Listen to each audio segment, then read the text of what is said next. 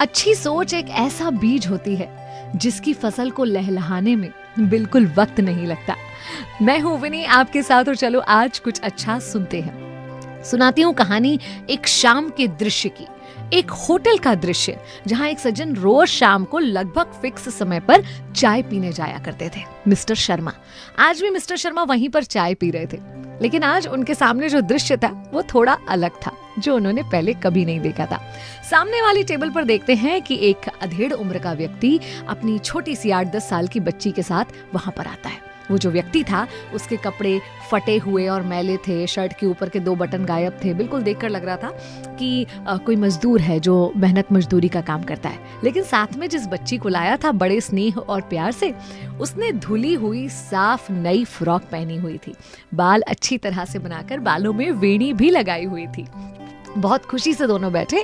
Waiter आया, दोनों के लिए पानी लाया, पूछा क्या लाऊं, तो उसने बोला कि एक डोसा ले आओ इसके लिए, मेरी बच्ची के लिए।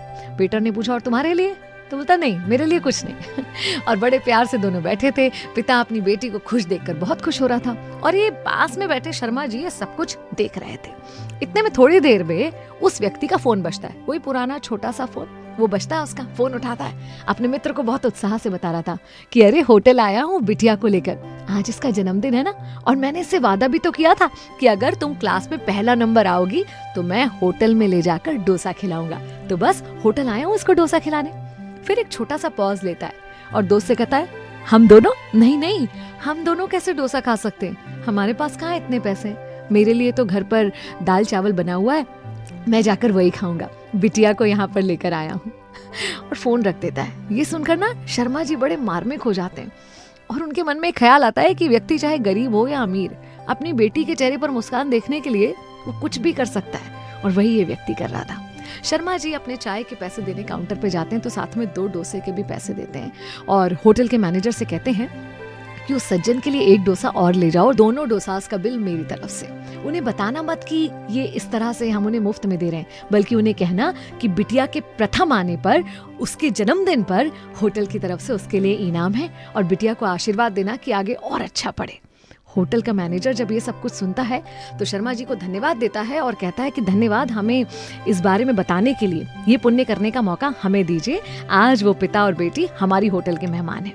वेटर जब दूसरा डोसा लेकर पहुंचता है, साथ में मैनेजर भी जाता है, तो ये आदमी हड़बड़ा जाता है, बोलता नहीं, हमने 2 डोसे ऑर्डर नहीं करे, हमने तो एक ही ऑर्डर करा था। तो बोलता नहीं, ये सब हमारी तरफ से है, बिटिया प्रथम आई है उसके इनाम के रूप में। तो ये बहुत खुश होता है, बेटी से कहता है देखो अच्छा पढ़ोगी तो कितना कुछ मिलता है। फिर कहता है कि क्या तुम इसे बांध कर दे सकते हो, घर ले जाकर अपनी बीवी के साथ मिलकर हम आधा आधा खाएंगे। उसका मैनेजर कहता है कि बिल्कुल चिंता मत कीजिए, ये आप यहीं खा लीजिए, आपके घर के लिए 3 और डोसा और साथ में कुछ मिठाई के डब्बे बांध दिए हैं, घर जाकर बिटिया का जन्मदिन धूमधाम से मनाइएगा, और मिठाइयाँ इतनी हैं कि सारे पड़ोसियों को भी खिलाइएगा। ये सब कुछ शर्मा जी बाहर खड़े होकर देख रहे थे और बहुत प्रसन्न हो रहे थे कि क्योंकि उनके मन में एक अच्छा विचार आया, किसी का भला करने की सोच आई, और उसका परिणाम देखिए, सामने वाले ने उनकी सोच से भी ज्यादा कर दिया। अगर हम बोलते हैं ना कि आसपास अच्छाई खत्म हो रही है, तो कहीं ना कहीं इस अच्छी सोच का बीज है जो खत्म हो रहा है। क्यों ना ये बीज हम अपने अंदर ही पैदा करें और उसकी फसल आसपास लहलहाती हुई देखें। मैं भी नहीं आपके साथ, चलो आज कुछ अच्छा सुनते हैं।